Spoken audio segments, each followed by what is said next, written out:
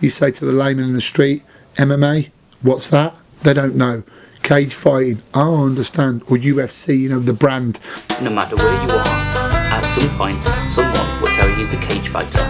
Oh, and of course, he trains UFC.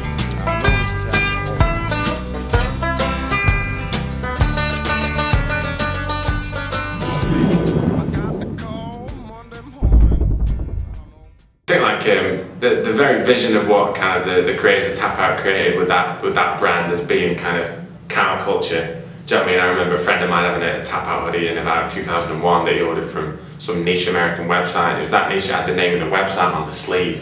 Tapout t-shirts, they used to be really, really cool. Honestly, they used to be cool 10 years ago, but now they're sold at Sports Direct, so what can you expect? And unfortunately, the people who tend to wear Tapout t-shirts tend to be a little bit on the obese side and about 12 years old. None of all this kind of bravado stuff bothers me. I don't mind people wearing Tapout. I remember when Tapout was the brand anyway.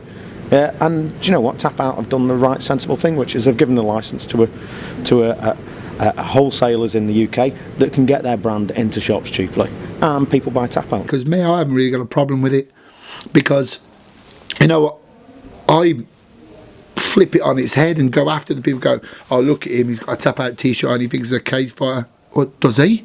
I see somebody like walking with a Tapout t-shirt on and they've got a couple of other kind of determiners. Maybe like it's a tight Tapout t-shirt. They've got like a really poor tattoos exposed, a lot of kind of fake tan. I can't help but think Balland.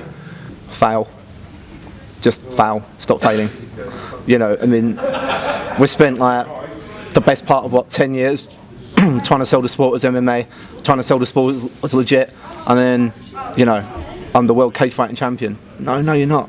You're just not. Stop. I think now though, it's almost gone. The brand's that available now that I think some people wearing it don't even know about it. Yeah, that's a very good point. Yeah, I think it's got that big. The more people that wear it, the merrier. I really haven't got a problem with it. You know, like I said, when you see other people wearing sports clothing, a rugby top or this, that and the other, I don't see someone in a Chelsea top thinking, oh, look at him over there, he thinks he's a Premiership. You just don't, do you? I mean, you want to wear a t-shirt, so what? I mean, but this whole attitude, this whole lifestyle that surrounds MMA, it's people play up to it. And again, social media has got something to blame about this, because people now sit there and think that they're something special, and they'll sit there and go, oh wow, here I'm at the UFC hotel having breakfast with this fighter. No one really cares. Like, you know, seriously, they don't. Everybody's a cage fighter. Everybody and their dog. And they all train UFC, which is bloody marvellous. I love it. That's probably my biggest bugbear, you know, because I've been fortunate enough to be around a lot of, you know, decent coaches, and you've got the decent gyms, you know, down south, you've got London Shoot, stuff like that, up north, Calburn, Next Gen, Team Coliseum, there's just great gyms everywhere. And for these guys to come in and jump on the bandwagon, you know, if you've got a karate place and you're calling it now karate, jutsu, MMA, or, you know, there's one in Stoke, what's that, Cobra? Oh yeah, Black Cobra kickboxing. Don't be messing with that. They do MMA now. Open 7 days a week, not on Sundays. Yeah. All of a sudden they're popping up, guys are popping up with their own gyms, they're popping up with, you know, such and such MMA school. And the only reason I got something against that is not that these guys are pretenders, but they're potentially, you know, endangering the guys who believe them. I used to run a gym called the Rough House out of a pub in Gloucester, which was one of the rougher pubs in Gloucester, had a hell of a reputation. And I've actually been stood in the bar. I mean, we put people out of there like Paul Sutherland, who trained out of there of 17, 18 of his fights, won 3 British titles out of the gym. We were stood downstairs having a beer one Friday night after training, and a guy stood next to me and told me that he actually trained upstairs, and that the coach was a lunatic, but he knew him really, really well. And I was like, oh, really, yeah. And I'm a cage fighter. I'm gonna have a fight. And I was like, mate, I have no fucking idea who you are at all. I mean, that stuff does piss me off, because there's guys that have legitimately, you know, paid their dues, and there's great coaches out there. So why should these be? They're probably taking more money than proper MMA gyms as well. Yeah, totally. You know, they're charging more money. They're using belt systems and stuff, and you know, that's proper bullshit. That does piss me off. Yeah, that's legit. Some of the more established schools out there, they like it, because they'll see that when these people make an almighty mess of what they're doing. And you know, it's like anything. You know, I mean, I'm too young to remember, but I think, you know, with the karate and kickboxing explosion of the 70s, I'm sure it was the same then.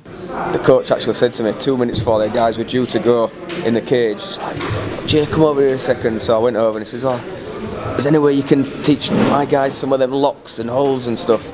I'm like, are you for real? You're going in the cage in 2 minutes and you're going to fight trained guys who know what they're doing, and you're asking me 2 minutes before they go in to teach them locks and holds?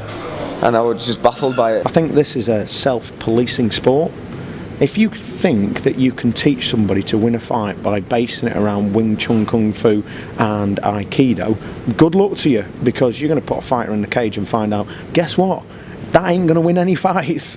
For the last number of years in particular, I've sort of been out of that fold, because the smaller, lesser known grassroots shows, I don't work with them, and you know, it's probably a good job, because you know, some of the stuff I hear and stuff, I mean, I'm just like, it makes my ears bleed. You find yourself coming up short, well, it's you that's on your back getting your face punched through the canvas.